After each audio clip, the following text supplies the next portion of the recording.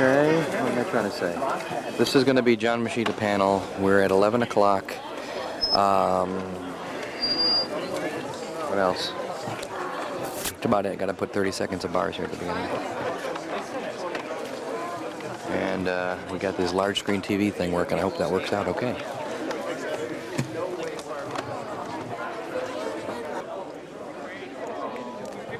John, would you like to practice your autograph? Hello? Hey, all right, we got sound. Well, it's 11 o'clock, time for our first panel.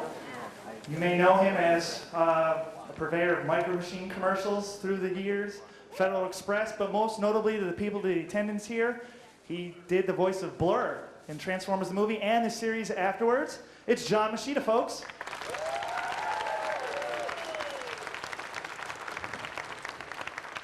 Good morning, everybody. It's really a pleasure to be here. I can't believe I'm looking at all these faces out here. I mean, it's really great. I mean, people are coming in and they're sitting down, and I really didn't think anybody was going to be here because I figured who wants to show up to see me here this early in the morning. But you're all here. I couldn't believe you dragged yourself from the room over there because everybody was so busy looking at all the stuff. Now, John's going to be fielding questions and answers like we always try to do. Mr. Dennis Davidson will be fielding a wireless mic, which seemed to work very well last year. If you have a question for John, raise your hand. Dennis will find you. He'll try to be equally fair on both sides, and front, back, and so on and so forth. Ask your question, and basically have a good time. Thank you.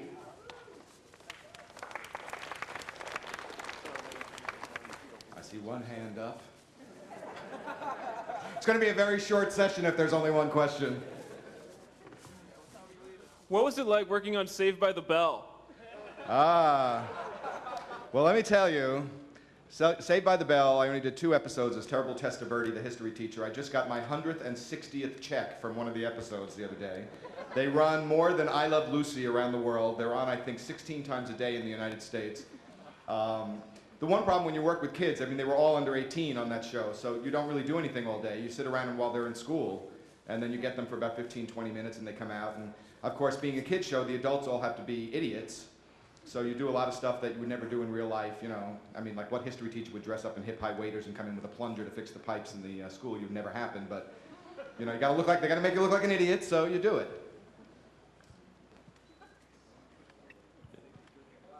I'd like to know how you can talk so fast. Well, actually, when I was 12 years old growing up on Long Island, there was a cerebral palsy fair a few blocks away from my house, and they announced that they would donate $2,000 to cerebral palsy for anyone that broke a Guinness record. So first I wanted to ride the roller coaster at Coney Island, so I called Coney Island, and they said, hey kid, take a hike at 12 years old. We are not going to let you strap yourself into the cyclone for 2 weeks straight. So I went home and I started flipping through the book and decided I was going to eat a car, swallow lead pipes, so the next best thing was lock myself in a room and teach myself how to do the fast talking. I also had 5 sisters, so to get a word in edgewise was a little bit of self-defense. Plus, being from New York, you talk very quickly anyway. I mean, if I make dinner reservations in New York, I say, hi, this is John Moschitta, M like Michael, OS like Sam, CHIT like Tom, T like Tom, A, I need a reservation for 2 at 8 o'clock. And they say, okay, fine, Mr. Moschitta, we'll see you at 8 o'clock then. But if I'm down in Atlanta, I say, hi, my name is Moschitta, M-O-S. You spell it as slowly as you can, and then I go, all right now, sir, that was M what? So it's really kind of a regional thing, too. Okay, this is sort of related to that first question there. Now, when you're doing voices for commercials or for Blurr, like, do you find you can just do it flawlessly, or do you have some times where you just like sort of just jumbled over your words, like, you know, like I'm going so fast, I'm going, you know. Well, sometimes I'll make a mistake and nobody else hears it, but my brain hears it, and like 7 words later, I totally short circuit. And they'll say, what did you stop for? It sounded great. I said, well, 4 sentences ago, I made a mistake. And I think, you know, I'll fool myself and I'll keep going, but the whole time I'm trying to say the words and I'm thinking about it, my brain is going, no, you're not. You made that mistake back there. You're going to have to go back and do it again, so you might as well just shut up and start all over again right away. But a lot of times with, you know, some days I wake up, the mouth works great, and other days it just doesn't want, the words don't want to come out. And especially with the Transformers, they were making up words, so it was difficult to do a lot of the dialogue because you'd never heard the words before, and they'd be like, well, how do you pronounce that? Well, we haven't decided yet. So it's like, well, you might want to decide how to pronounce that word before you have me saying it. How were you approached for Transformers the movie? They just called me. I happened to be very busy at the time with I actually did the TV episodes before I did the movie. It's just that they took so long in animating them that most of the TV shows were already in the can before we even did the film. As a matter of fact, when I did the film, I was surprised to find out the people that they had hired to do the film were none of the people that were doing the TV show. They had gone with all these big movie stars. I guess they figured if they wanted a fast-talking Autobot, I was the one they had to call, so.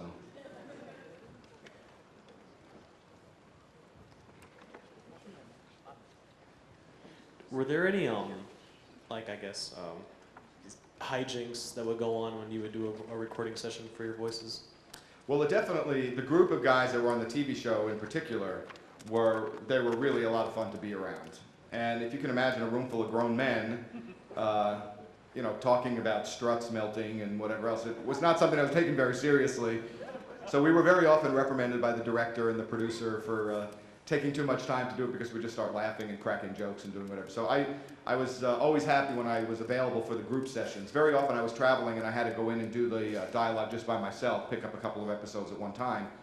But I always looked forward to being able to do the group sessions because it was a lot of fun. And you didn't have to shave or worry about, your hair was sticking straight up, although I don't really have to worry about that generally to start off with.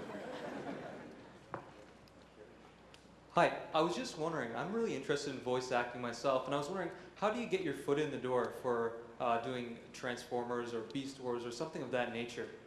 Well, there are a lot of people in the voiceover market and a lot of people that want to do it because it's, like I say, you don't have to dress up, you don't have to worry about that. My suggestion would be, if there's a couple of characters you do, to make a little demo tape, and then depending on the area that you're in, find an agent that'll, because the agent is basically the easiest way to find out where the work is, and then they send out your tape and you get called for auditions. The television union, AFTRA, A-F-T-R-A, American Federation of Television and Radio Artists, you can call they have local chapters all over the country, and they will send you a list of agents in your area, and you can contact people. And then the agent will tell you more of what they want you to put on the tape. Once you have actual stuff that you've done, they use those clips, but they need you to put a demo tape together so that they have something to listen to and something they can send out. And that tape should really not be longer than like a minute and a half, and you should have as many different voices in it as you can. So there's no place that you directly forward it to be able to show Transformers? Not really. There are casting people, and you can see that information at the end of the show, or you can go onto the websites to find out, and you can send the tape directly to the casting people. But generally, they don't listen to them because they just get bombarded with so many people who have agents that they don't listen to them. And the voiceovers in particular are very difficult to break into because there are a lot of people that do just a few people that do most of the roles. When we had extra characters on Transformers, they didn't hire extra people, we just did it. The union allows you to do up to 5 characters an episode. So many of the episodes I just did 3 or 4 extra characters that were maybe only in that episode. So it's very difficult to break into, but once you get in there, then people keep calling you. How were you approached in getting the voice with Blurr? Who contacted you? How did all that come about? Well, I had actually done a bunch of cartoon voices for a man named Wally Burr, who had a big recording studio, still does, out in Los Angeles. And the director and writer for the original Transformers series was a big fan of mine from a couple of the shows he had seen me on, and he also was one of the writers for a show I did called The Half Hour Comedy Hour, which kind of tanked after 5 episodes. But it was a live show. They try to make it, I don't know if any of you remember the show Laugh-In, but they try to make it like the Laugh-In of the 80s. And it was fun to go to work. I mean, I got to work with all these great people because they always had all these guest stars.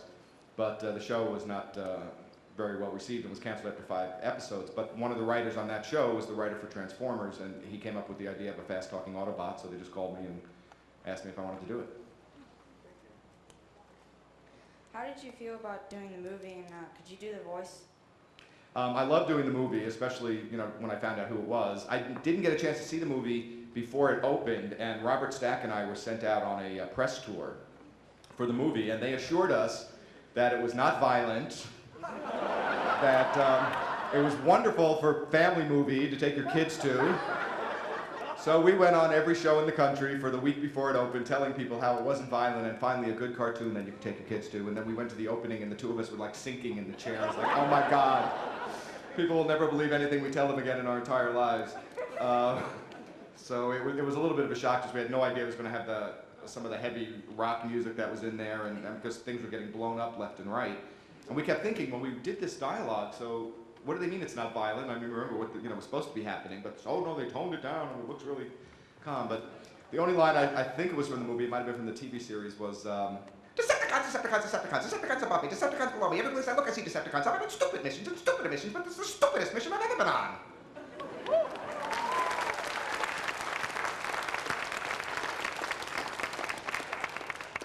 What were the working conditions like when you were filming the movie? Most of the stuff was done individually at the movie. Just went into a recording booth and they just gave you your lines, so you didn't even really know what was happening. You know, they might say, okay, you're getting melted here, or you know, someone's chasing you or something. But you didn't even see other people's lines. They just give you a sheet with your lines and you just read them.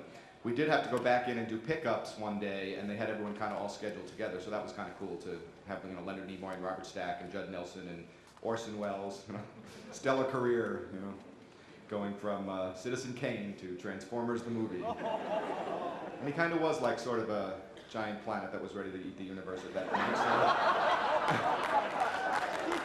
So. Nothing personal against Orson. Very nice guy, very talented guy.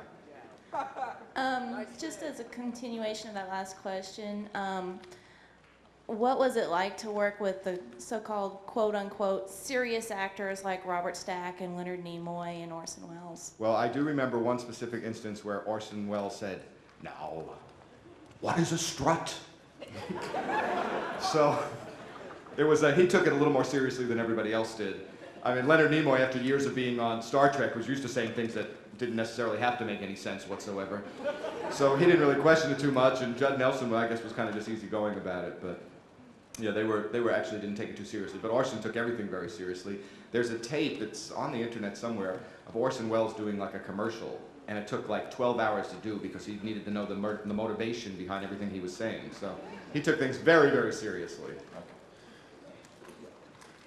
I'm wondering if you tried to watch the original Transformers episodes when they were initially broadcasted as much as possible and see how your work was incorporated into the final version. If so, like if it surprised you maybe how they switched around or edited it, or if it differed a lot from the reading with the other voice actors.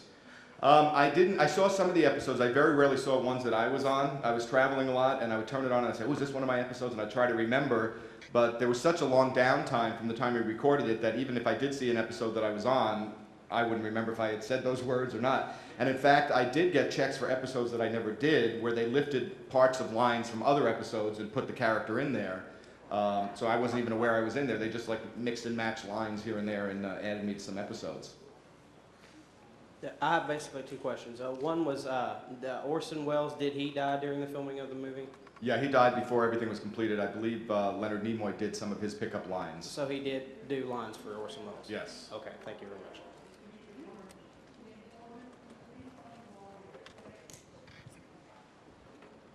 Well, I think I forgot my question.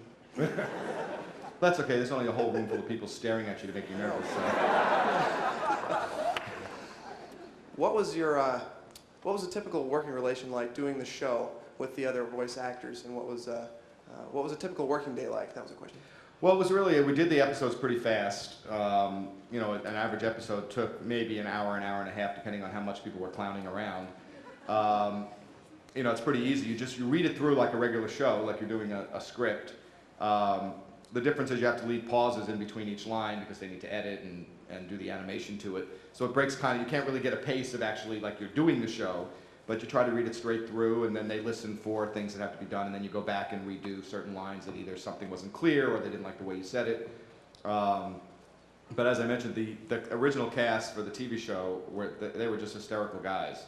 I mean, it was like going to a comedy club when I'd go there. They'd all crack jokes and have a good time. So I really enjoyed having the group experience as opposed to just the, you know, going in and doing it myself.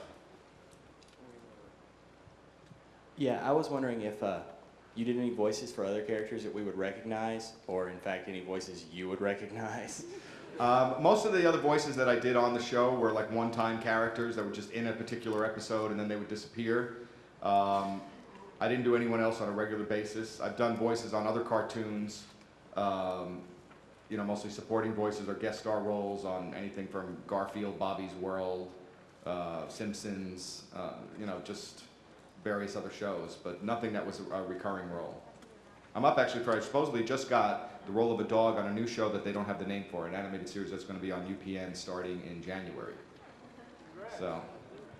I would do some of the voice, but I don't remember what it was. You go into a booth, they gave me one line to read, and they said, all right, read it 12 different ways, so I have no idea which voice they wanted, but I guess I'll find that out sooner or later. Yes, hello, sir. I just Hello. wanted to ask you, about 2 years ago when Peter Cullen came, he said, or at least on the videotape that I saw, that he was surprised by the fan base that's out there, by the amount of what's going on now, and with you being here, with you seeing the fans in the hats in the dealer room. What is your reaction? Are you as surprised as maybe he might have been about how big this actually is now? I was just dumbfounded. I was really surprised. I had no idea. And I mean, it's great to see, and last night I had an opportunity to meet quite a few people, and it's very interesting, you know, what different people remember about your career over the course of the years. It just, it's nice to actually get out and meet people and talk to them, so this has been a really great experience for me. You were talking about how when you mess up, you didn't know until like 4 lines or so. Have you ever intentionally like screwed a line up or put something in just to see if anybody would catch it? Well, actually, it's funny you should mention it, because I did do that once. And actually what I said was, I know I made a mistake, nobody else does. That's the thing, and then my brain fries. But in the Federal Express commercial that I did, the last scene, we did some scenes the first day, and then the guy who was in the Pittsburgh's Perfect Pete did a bang and drop and putting in charge of Pittsburgh traffic, I know it's perfect Pete, he couldn't get it right. And all he had to say was, Pittsburgh's perfect. But it took like 65 takes, so we didn't finish the commercial the first day. And originally on the set the first day, there was nobody from the ad agency, like one person. Well, the news got back to the ad agency that this was going to be a really funny commercial, so the next morning at 6 o'clock when I showed up for my call, there was like 30 people in suits, which meant 30 opinions on everything, and everybody taking credit for everything. So the last scene we did was the final scene of the commercial, where I'm sitting at a desk talking on a phone, and everybody's named with Dick. It's Dick, what's the deal with Dave? Dave, what's the deal with Don? What's the deal with Dick? Dick, what's the deal with, you know, pushing the phones and whatever. And I lean back in the middle of it, and a package comes across. Well, this is where everyone's opinions came in. I think it should be an overnight letter. I think it should be a box. I think it should be a tube. I think it should be this. I think it should be that. So we did it 24 times with different things coming in. Or sometimes the guy's hands would show that was bringing it in. And I didn't make a single mistake in the 24 times. So Joe Settlemeyer, the director, who also did Where's the Beef and a lot of those other commercials, and is very precision oriented, he said, what are you, a machine? Don't you ever make a mistake? He says, do you want a mistake? I'll give you a mistake the next time. So I said, David's a dork with Dick, Don, and Duck. And if you actually see the commercial, as a little joke to the world, that's the take he put in the commercial.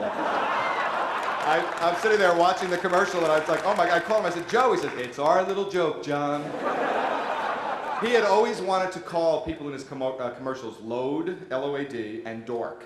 And the censors would never let him call somebody Dork in the commercial.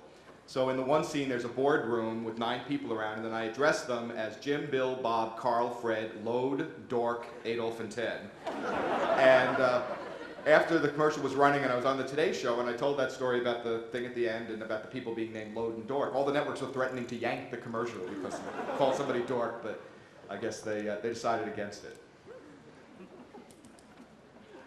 From all of the times you worked on Transformers, do you have any particular memory that sticks out in your mind, a funny moment or just something that sticks out in your mind as a treasured memory? Well, I think that as far as the strangest memory was just to see Orson Welles in all his greatness, both real and imagined, talking fast about talking about, you know, these Transformer things it was very strange to me. I never thought in my entire life that I would ever even be in the same room with Orson Welles. I mean, it was a man whose work I really idolized. Citizen Kane, The Magnificent Ambersons, these were all incredible movies, and he's made an incredible contribution. And I just never ever thought I'd be in the same place at the same time, no less, you know, be in the same movie with my, you know, my name up in the credits with Orson Welles, John Moschitta. So that's something that really stuck out. And of course, just as I mentioned, the guys that did the regular voiceovers were just so much fun to work with that I remember that as a very favorable time. I just loved going in there and doing it and spending the time with them. Okay, this question is sort of the result of some joking around we were doing this morning, but could you do Blurr in a weird situation like trying to pick up women or something? Just we were sitting there, we were wondering, okay, as fast as he talks, this would have to sound interesting. Could you come up with something like that, or I don't know? I could just walk in the bar and say, hey, baby, what are you doing there? You look like Queen Nefertiti. What are you doing tonight, Queen Nefertiti? You want to take a trip down my Nile?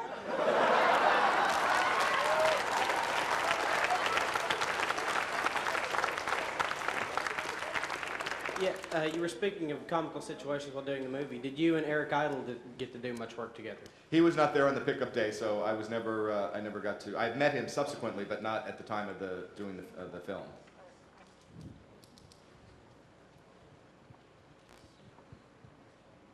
Hi, your claim to fame is your voice, but do you have any other talents that we don't know about? Well, none that I really care to discuss right here. Well, I write, I produce, I do a bunch of different things. I've created board games and audio cassettes, and I work very closely with a charity called the Starlight Children's Foundation. I'm the executive vice president, and they brighten the lives of seriously ill children. I work out of the California, Arizona, Nevada chapter, and we touch the lives of these kids over 55,000 times every month. So that's very rewarding to me, and you know, I love doing that. Are you still surprised that you get recognized your voice a lot with, like, from the commercials for the micro machine? The Micro Machine Man, introducing the most midget miniature motorcade of micro machines ever. If it doesn't say micro machines, it's not the real thing. I get, you know, every place I go, a lot of times people just stare at me. They think like I work at the bank or I pack their groceries or something. But it never ceases to amaze me that people not only recognize you, but remember things they've heard about you. Like they'll come up and say, you know, did you really have 5 sisters? I'm like, who the hell are you? And why do you know I have 5 sisters? But then, of course, you forget you told Oprah Winfrey that, and 17 million people saw it. So it always is a little strange. It puts off a couple of my friends, you know, if you're out at dinner or whatever. I'm sitting at a very nice restaurant in LA one night, and a lady came over with her plate and pulled up a chair and sat down and just decided she was going to join me for dinner because I would be more interesting than the guest she was with. And it was a little touchy situation because she was trying to like, okay, fine, now you can go back. No, I want to stay here. You know, no, you really can't stay here. But it's, you know, it's just something you get used to. And it's nice that people remember, hopefully in a favorable way. The really strange thing is you'll be like standing someplace, and you know, I can always tell when someone, I call it picking me off. You know, I know when they pick me off, and a lot of times people stand right behind you like you're deaf, and they're like, I think it's him. Is it him? It's not him. Is it him? It isn't. It's not him. It is him. I was on a line at an airport one time, and finally I turned around and said, yes, it's me. I'm the guy. And he goes, no, you're not. I was like, all right, whatever. You know, okay, I'm not going to argue with him. I'm not, you know, fine. And then I've also had people like, you know, follow me places. When I go to amusement parks, because so many of the things that I do are aimed towards a younger audience, the Micro Machine commercials, and I do several things on Sesame Street and Square One TV, 321 Contact, MathNet Adventures, and a lot of the cartoon voices. I love to ride roller coasters. It's one of my favorite things to do. But if I go to an amusement park, I have to go like Michael Jackson, you know, with the hat and the glasses. And when I'm waiting online, I can't open my mouth because the kids recognize my voice.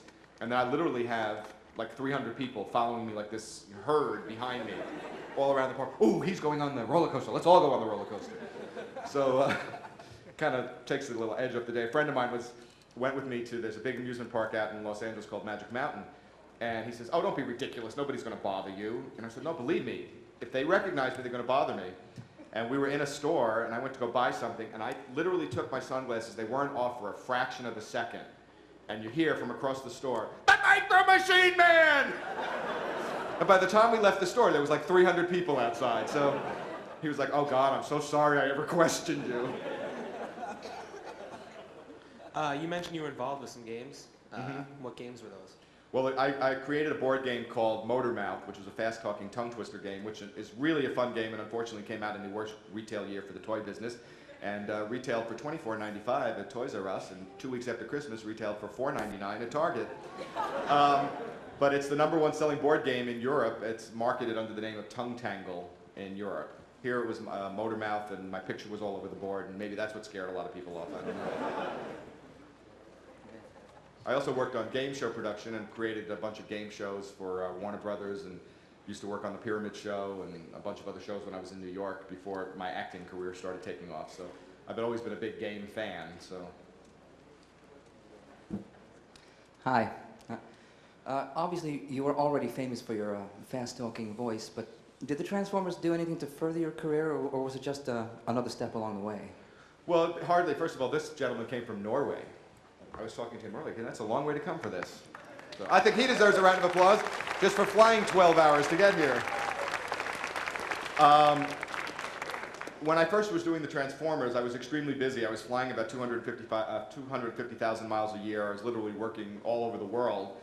And I continued to stay busy, and I don't know that I can attribute any of that directly to the Transformers, other than, people would come up and say, hey, we, heard you on the Transformers, or we love Blurr, or, so people did start to recognize that. So I know that people had an awareness of it, but I couldn't directly attribute anything just because I was doing more work than I could possibly handle at the time anyway. So I didn't have a noticeable increase. Did you, or would you ever do a voice on Beast Machines? Sure.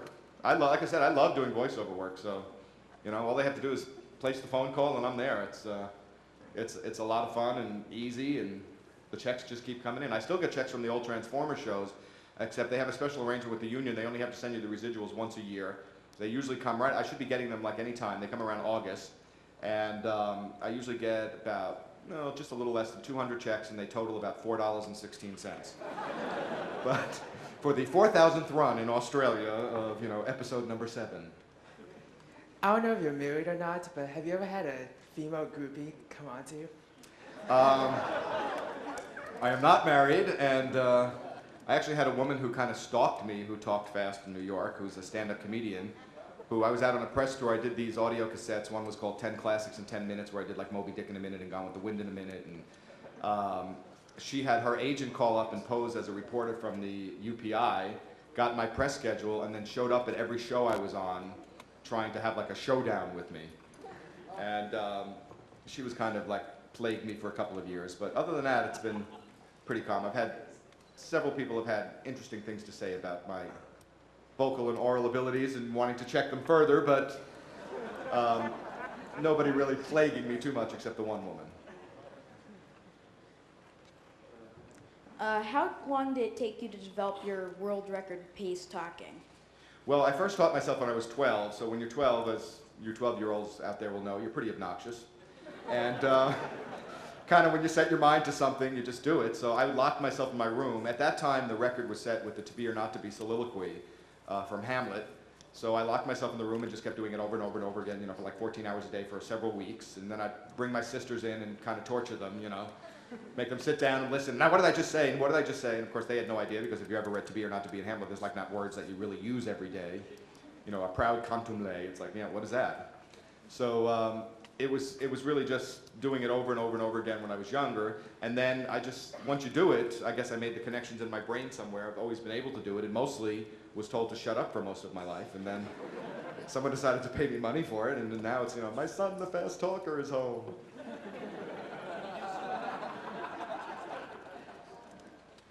Welcome to Fort Wayne. Thank you very much. It's my first time here.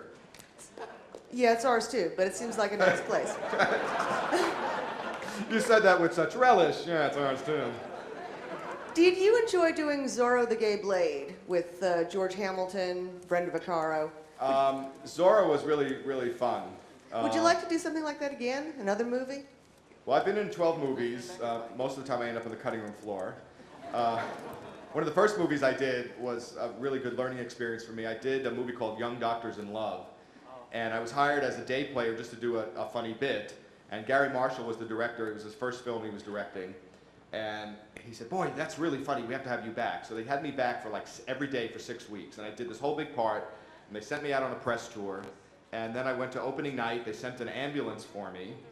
And we arrived in ambulances, and they had, all the bars were IV bottles, and it was really thing, and it was really great. I was really excited. I went in, and they cut my part to one line.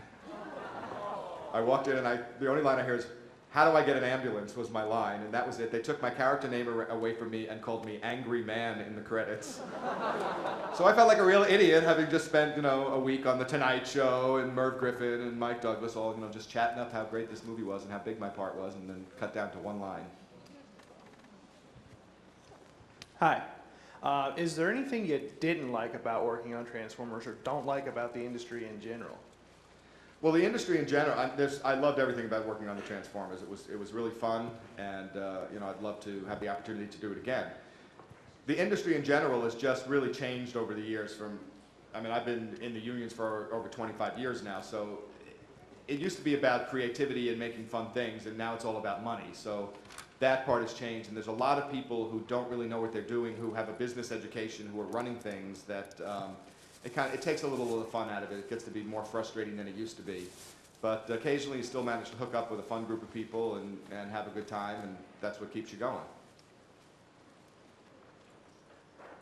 You mentioned earlier that the unions only allow people to do 5 voices per episode. Is that true? Well, it's not that they only allow them to do 5. They allow you to do 5 before they have to pay you any more money. If you do more than 5 in a given episode, they have to pay you as if you're 2 people, so you have to get 2 checks. But in the negotiated rate that they have with the union, you're allowed to do your main character and up to 4 more roles, so it's a total of 5 before they have to pay you for the extra parts. Hello. Hello. I got a question for you. Okay. Myself, I do a lot of character voices myself, and I was wondering, how do you get started in something like that?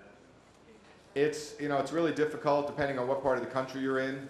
A lot of, I think there's going to be a panel with some of the other voice people who are in town. They're all from Canada. A lot of the voice stuff has gone up to Canada because a lot of the animation is being done up there or through there.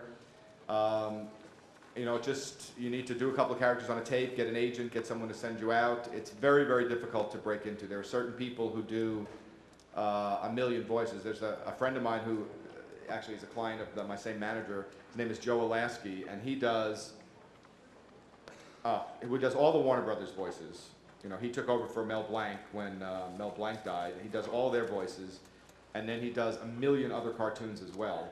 And he's just one of those guys that's on every show I ever work on a cartoon. He's always there, and you run into the same people over and over and over again. And a lot of the people have been doing it for a really long time.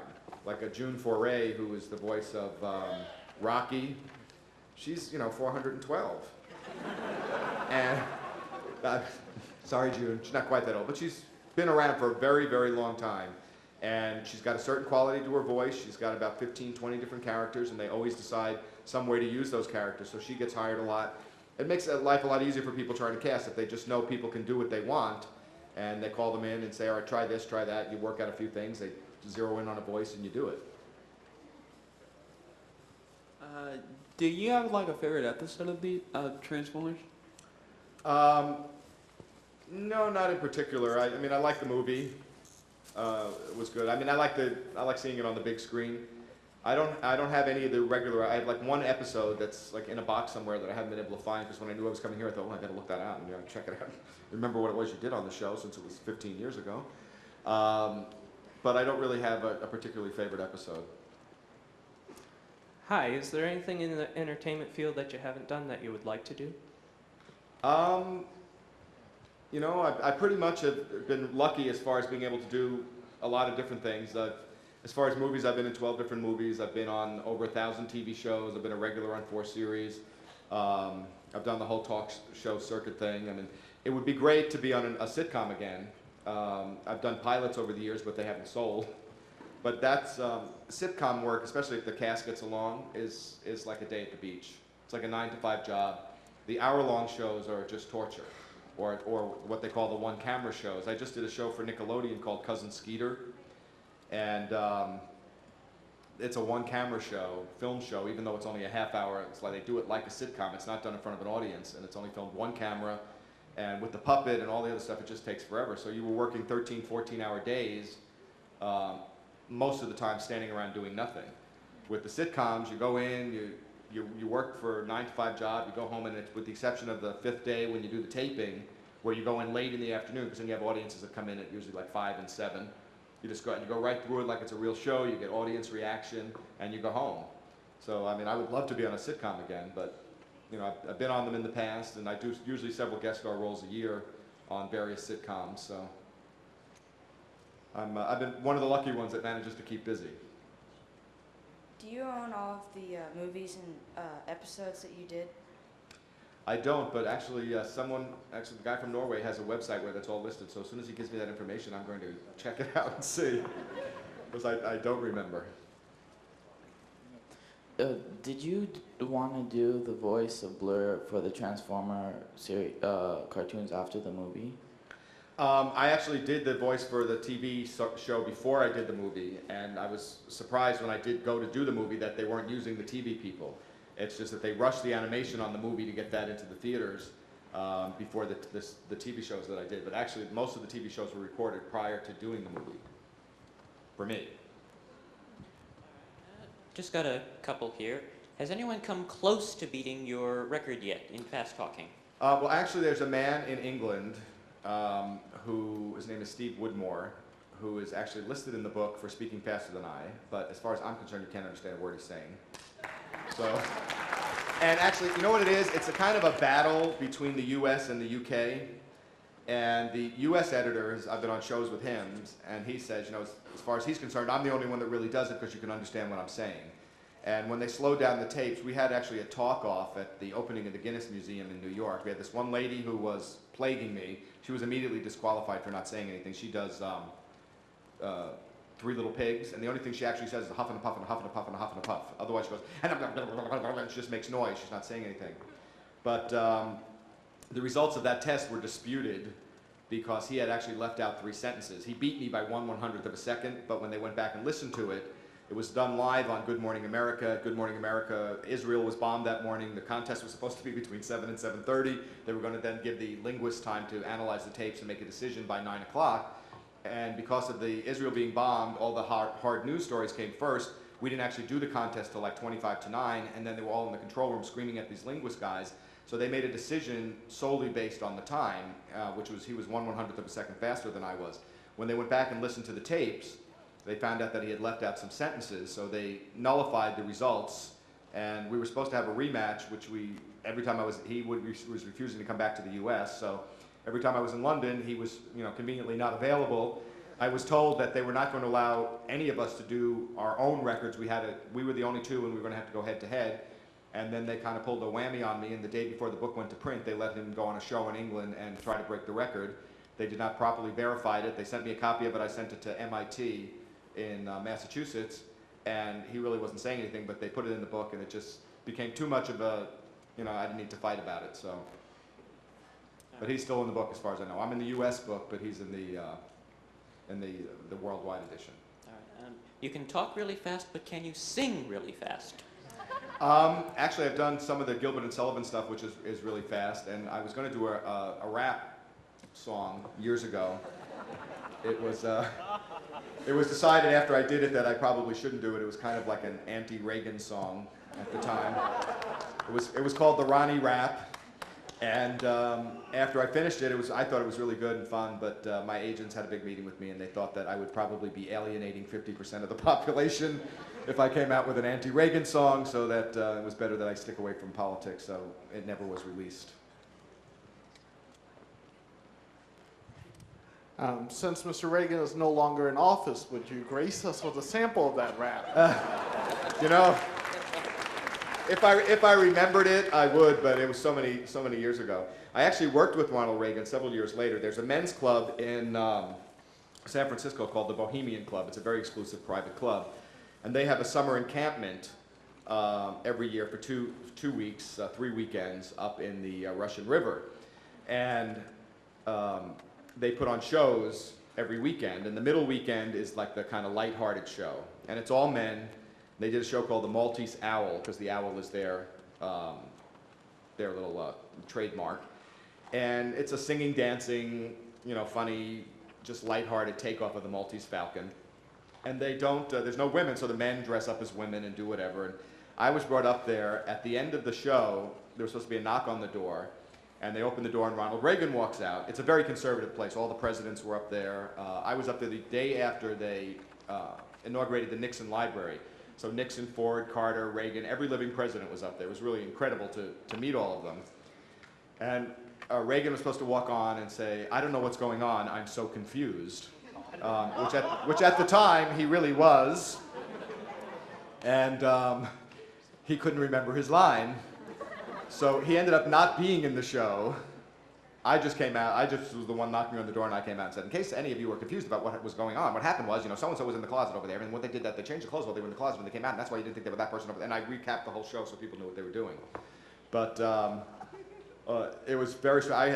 I'd gotten an invitation to the White House while he was president, and I ended up missing going to the cocktail party because I was circling Dulles Airport. And I started to tell him that story when I met him, about I never had the opportunity to go. I was invited, and he was just looking at me like he didn't know what planet I was on, so I didn't go any further. My favorite thing from that weekend was I got to have lunch with Henry Kissinger. And he was sitting there, and a gentleman at the lunch with us was trying to get him into a political conversation, and he just didn't want any part of it. And finally someone said, well, what do you think would have happened if Khrushchev was assassinated instead of Kennedy? And he thought for a second, and he said, well, there's one thing I can say for absolute certain. Aristotle Onassis would not have married Mrs. Khrushchev.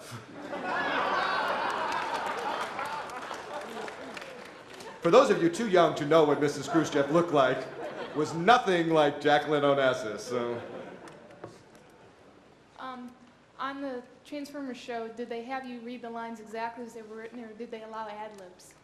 It was pretty much exactly as they were written. Everything had to be timed down to certain minutes with the TV show. If words, for whatever reason, combination of words didn't come out right, or sometimes people would make suggestions and they would let us make the difference, and make the changes. But generally, it was pretty much what was on the page.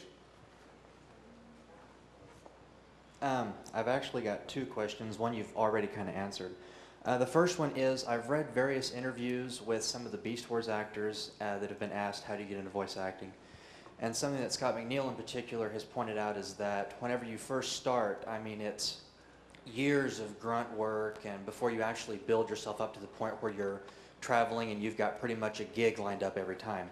Those first few years, as you're building yourself up, I mean, do you do something on the side as far as income goes? Well, I have, like most actors, when you're starting out, I mean, I worked in mental health clinics, I've sliced deli meat, been a waiter. I used to volunteer for scientific experiments at NYU. Sit in booths and get bombarded by positive and negative ions and have to do reaction time tests. So you do whatever. I didn't ever sell my blood, however. That's a lot of my friends used to do that. Oh, gee, it's Tuesday, I can go sell another pint of blood. So I never had to resort to that, but I did do just about every kind of odd job you could imagine. And then I started doing TV production, and then I got a job working for Warner Brothers, had a two-way interactive cable system called Cube back in 1977 in Columbus, Ohio. It was also when Nickelodeon was starting, and all the Nickelodeon shows came out of the studios in Ohio. So I was hired as a producer-performer for them, and I had 2 live shows on the air every day in Columbus, Ohio, plus I had a show on Nickelodeon called Nickelflix, which was on 3 times a day, 7 days a week. And we did all the filming for those shows there as well. And I did that for 2 years and then moved out to LA, and it was like starting all over again. I didn't ever have to really take actually, I did have a job for a while. I was run over by a drunk driver while I was roller skating in Venice, and was in bed for 3 months, and all my money went to pay like medical bills. So I took a job for working for Dom DeLuise, taking care of his kids for a year. So that was a pretty interesting job. I lived in the house, and it was kind of like the cook and nanny for the kids, but it was fun. And then other stuff started catching on. While I was doing that, I would be on an episode of Laverne and Shirley or Happy Days or whatever. But it wasn't enough to make a living, because the guest star roles, I mean, they pay okay, but unless you're doing them every week, you can't really live on that amount of money. Right. My second question, and like I said, you've already kind of talked on this. You're talking about if you're wanting to break into the voice acting industry to, do a demo tape, find an agent, and most of the work's in Canada. I'm from Oklahoma, which is the absolute farthest place from anywhere anyone could possibly get into voice acting. Do I just need to move to Vancouver, or, what would be a... Well, there is, it depends what kind of, if you want to do cartoons, voiceovers, you definitely, there's not too many cartoons that are done in Oklahoma. There are commercials that are done in Oklahoma, and, there are voiceovers that are needed in Oklahoma, and there are agencies in Oklahoma that, agents that, and certainly some of the bigger cities, that will send people out, and I think you have a better chance of starting out and getting stuff that's legitimate stuff as opposed to something that you script for your demo tape by actually doing commercials and whatever in a local market. It gives you a credibility when they're hearing actual spots on the promos.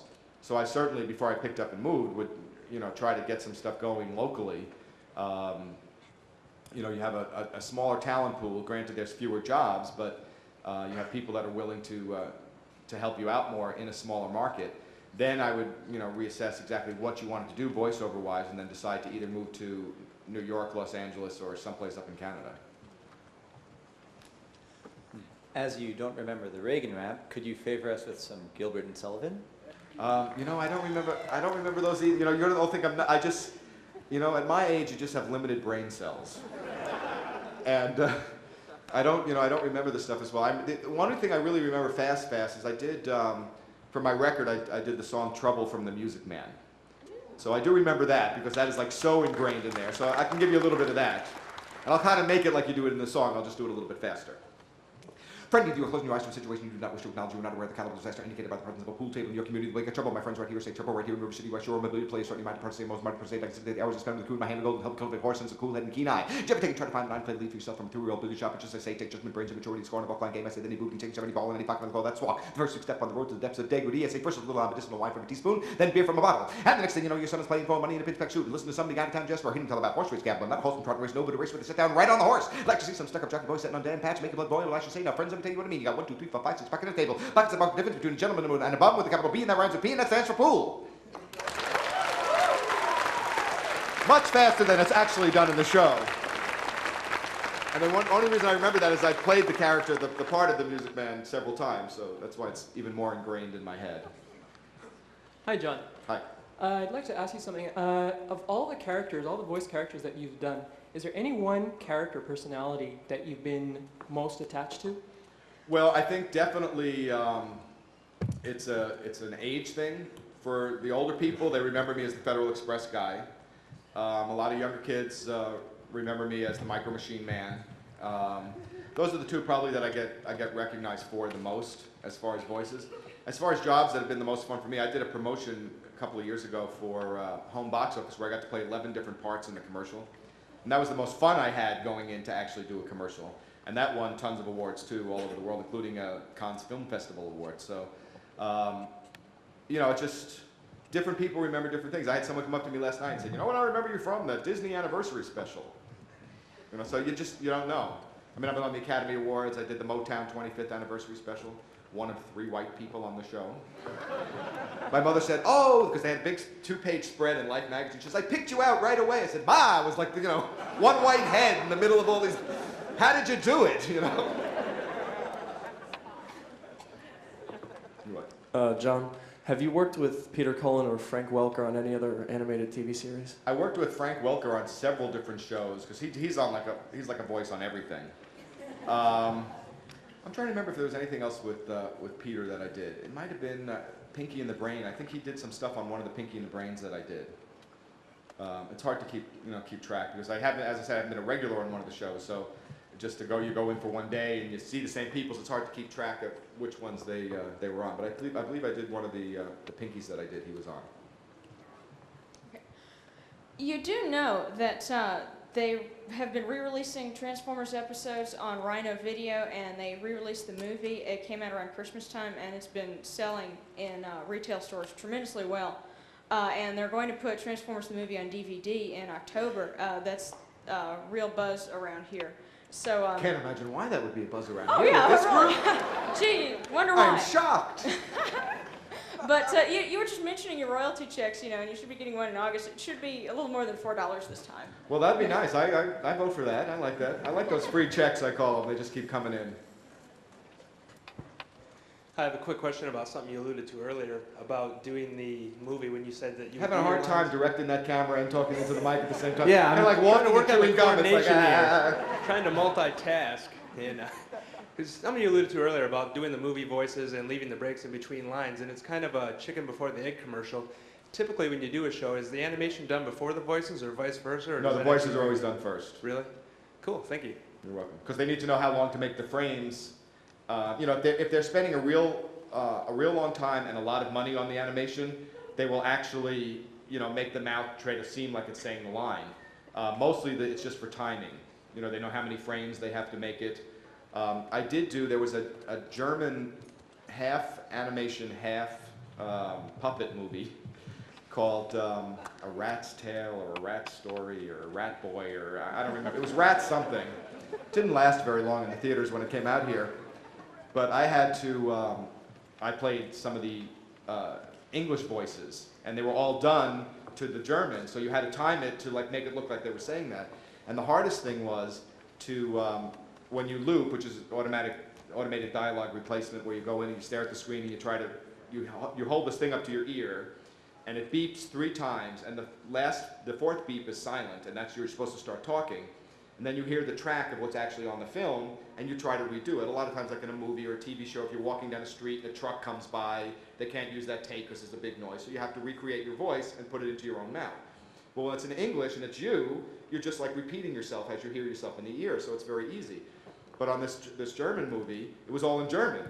So I had no idea what the hell they were talking about. You know, they're like in your ear, and you're trying to see it, so I had no idea how long that little rat was going to move its damn mouth. And, you know, so it just took forever to do that, forever. And they were like, you know, the directors are there, no, that's not the intent of the line. I'm thinking like, what? Excuse me, you know, I don't know. You're giving me this English translation, and I do understand a little bit of German. So what was even more confusing was what I was saying really was like nothing to do with what they were saying in my ear. So, because they had redone it for cultural differences and whatever. So it was a very hard job to do. Yes, we know most of your jobs come through your agent, but is there any roles you've actively sought out in your field or anything like that? Well, I will have, like if I hear a show is being done or whatever, or something that I think I'm right for, I'll call the casting people. My managers will, you know, send stuff and barrage people. I did, in the movie Dick Tracy, I wanted to play the part of Mumbles because I thought it'd be really funny to have the guy who's known for talking really fast and being understood to play a part where you don't understand a word they say. And I actually had 11 auditions for the movie. And Warren Beatty is a very nice man, but is not really known for making his mind up in a quick and efficient manner. So after 11 auditions, we had come to terms that I was going to do the part. We started drawing up the contract, and as luck would have it, that very weekend, he was having dinner with Dustin Hoffman. And Dustin said, gee, I'd love to be in the movie. Anything for me? And then I guess Warren said, Dustin Hoffman, John Moschitta. Dustin Hoffman, John Moschitta. So he played the part of Mumbles in the movie, which was really a big disappointment to me. But then they gave me another part in the movie, which the first day I showed up, I was on the set at 6 o'clock in the morning. I had this great yellow suit that I wore, and you know, stood around all day because that was the day they spelt out. I don't know if you remember the scene in the movie where they spelt Dick Tracy in the wall with machine gun bullets.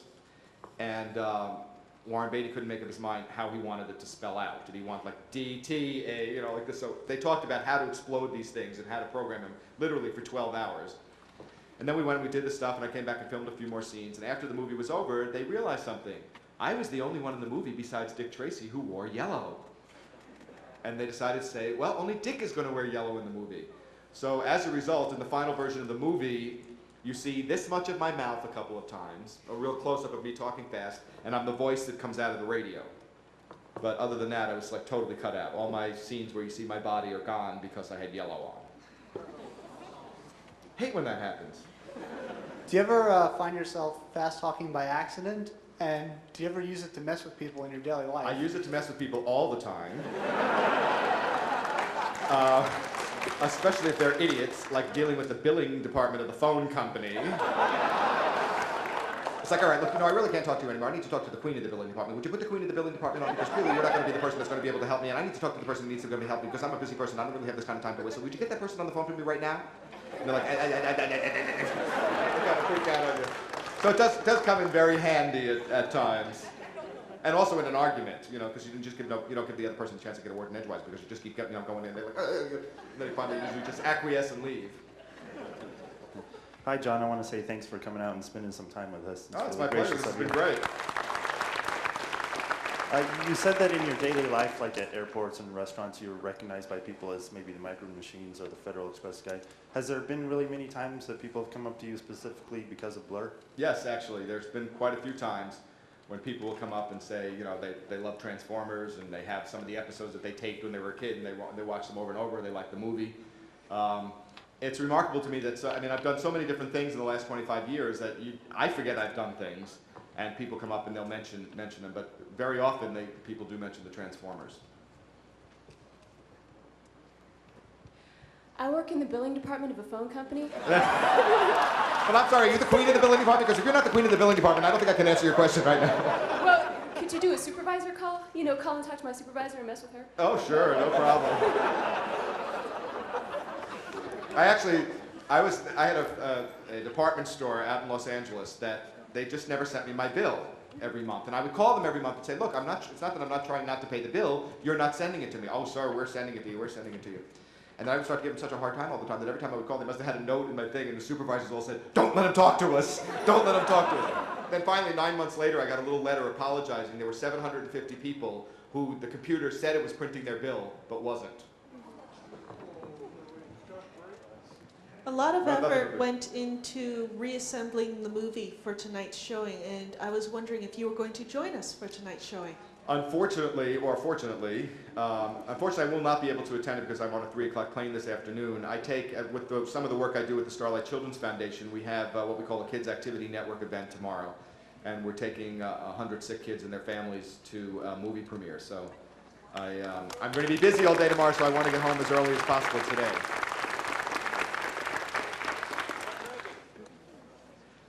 It's the clumps. It's a special thing. Well, yeah, they're the older kids. We have kids, we deal with kids from 2 years old to 18. So the minimum age on this one is 14 to take kids to. And we just took a bunch of smaller kids to Dinosaur a couple of weeks ago when that had first opened. But Eddie Murphy is going to be coming to the screening to meet the kids, and possibly Janet Jackson and some of the other people that are in the movie. So it should be fun for them, and then there's a party afterwards. You've mentioned about how you and the other voice actors in Transformers would joke around a lot. Who was the biggest cut-up? Roger C. Carmel was pretty big cut-up, and so was Dick Gautier was a big cut-up. The two of them kept me pretty much in stitches the whole time. Because they would just pull these voices out of their heads that they would start doing that were totally inappropriate for the characters. What they'd say was like, okay, now we have this other character and it's so-and-so and this and that, throw out some voices, and they would pick like who was going to do this extra voice for the day. And they would come up with the most hysterical voices. It was great. They never made it in there, but it was funny. You were talking about how you've done stage, TV shows, movies, commercials. What's been your favorite thing you've ever done, or the most rewarding? And where does Transformers rank on that list?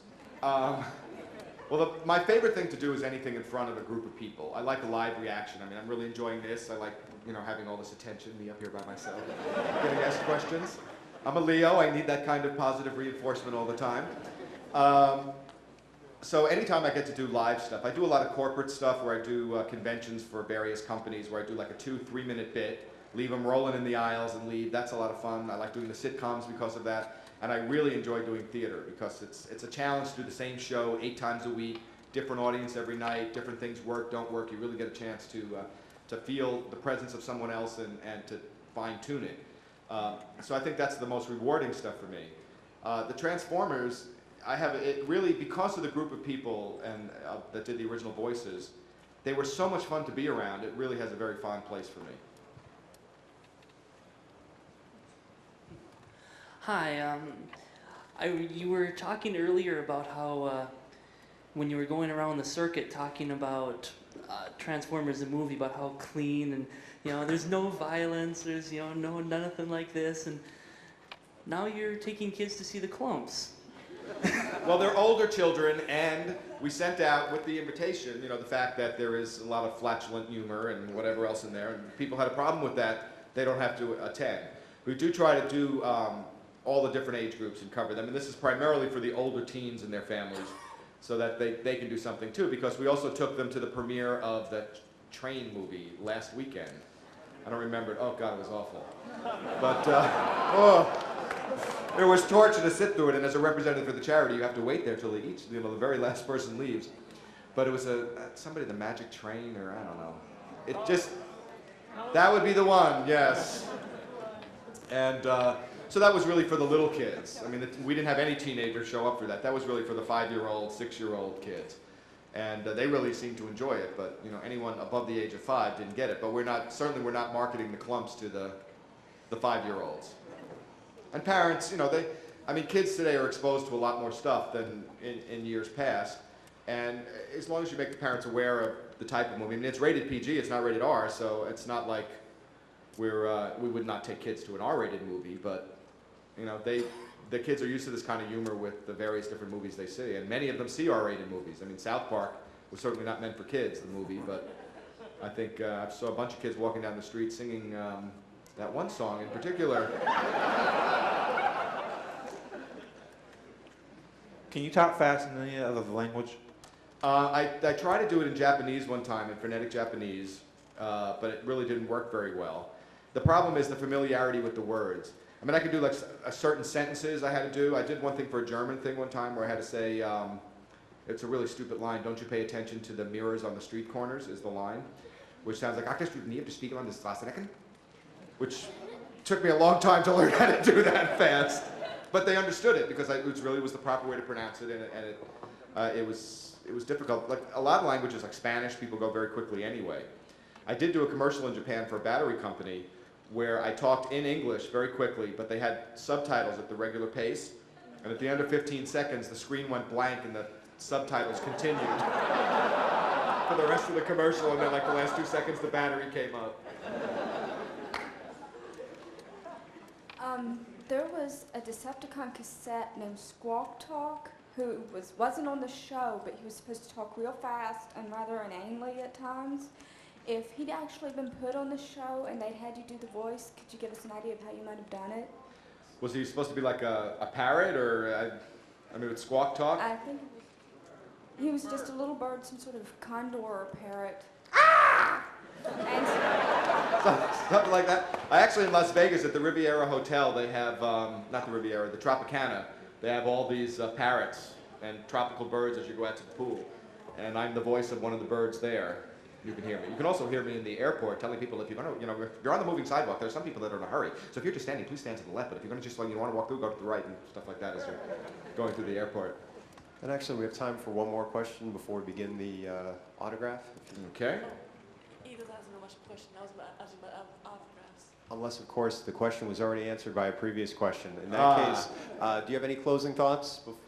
I just think it's great. It's really terrific to be here and to get a chance to meet all of you and be here, spend some time. I had no idea it was this kind of a cottage industry was creeping up around it. I really think it's great, and hopefully they're going to bring the show back, and then I'll be back and work again doing it, and I would love to do it again because Blurr is certainly a really fun character to do it. I look forward to seeing you all out there and meeting you and talking to you one-on-one. If you want to come by for an autograph, be happy to sign one for you, and I look forward to seeing you all soon. And thanks again for coming, and enjoy the rest of the weekend. Ladies and gentlemen, John Moschitta. Let's hear it for John Moschitta.